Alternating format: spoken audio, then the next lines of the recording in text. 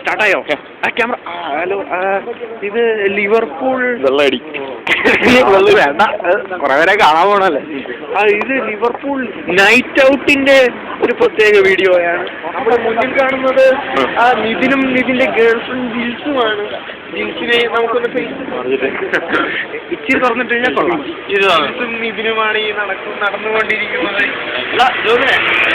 എല്ലാ പെണ്ണുങ്ങളും തുറന്നിട്ടാ കൊള്ളാം.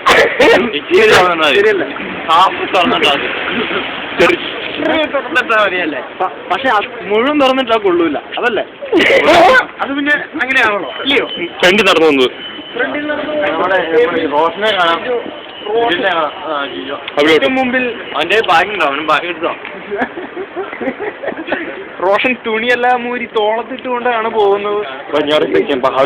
നമുക്ക്